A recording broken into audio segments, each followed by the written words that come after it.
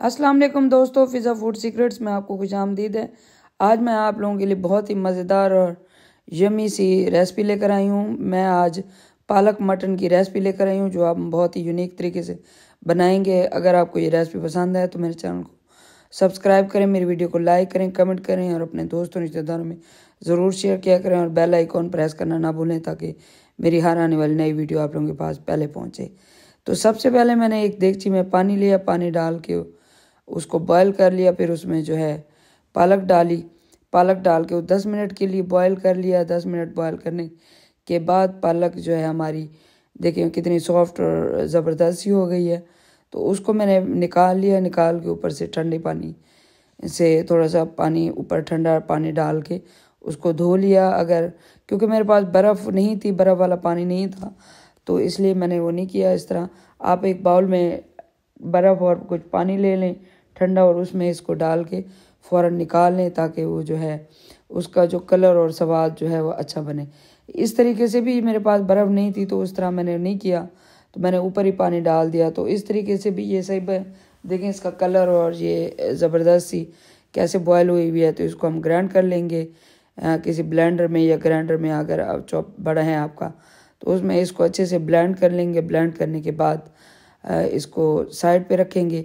तो ये इतनी ज़बरदस्त सी रेसिपी है कि मेरा अभी से मुंह में पानी आ रहा है। ये ज़बरदस्त सी और ये मिलीशियस होने वाली है। तो आप बताएंगे कि किस किस को पालक पसंद है।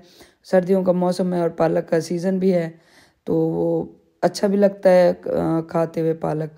तो जब पालक गोश्त में पक जाए तो फिर उसका स्वाद ही अलग होता है। तो उसको पालक को ग्राइंड करके मैंने साइड पे रखा। फिर एक प्यारा सा प्रेशर कुकर लिया, उसमें ऑयल डाला, उसमें कुछ खड़े मसाले डाले जो आपके सामने हैं, और उसमें दो प्याज हैं जो मीडियम साइज़ के हैं वो काट के मैंने वो डाले, और उसमें लहसुन डाला। लहसुन डाल के इनको अच्छे से जो है उसमें भून के जो है जिस तरह देखें इस तरह से, ज़्यादा इसको ब्राउन नहीं करना प्याज को, इसको लाइट सा ब्राउन करना है। तो उसमें फिर वो मैंने गोश्त डाल दिया, मटन डाल दिया। मटन फ्रीज़ किया हुआ मटन पड़ा था तो वो ज़्यादा खुला नहीं है, इसी तरह मैंने डाल दिया। मैंने कहा जब इसको प्रेशर दूंगी तो ये खुद ही खुल जाएगा। ये 1 किलो से थोड़ा सा कम है, तो मैं ये 6-7 लोगों के लिए बना रही हूँ, तो आप अपनी क्वांटिटी के हिसाब से मसाले डालें।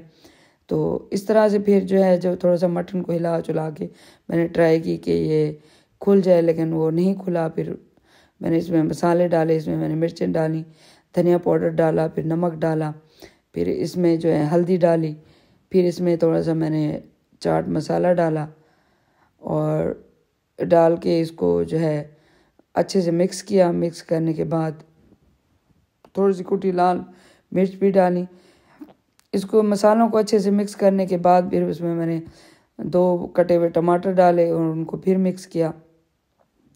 तो इन सब को मिक्स करने के बाद मैंने इसमें जो है वो 3 गिलास के करीबन बराबर पानी डाला, और पानी डाल के उसको हिला के फिर इसका प्रेशर बंद किया। प्रेशर बंद करने के बाद इसको 20 मिनट के लिए मैंने प्रेशर पे रख लिया।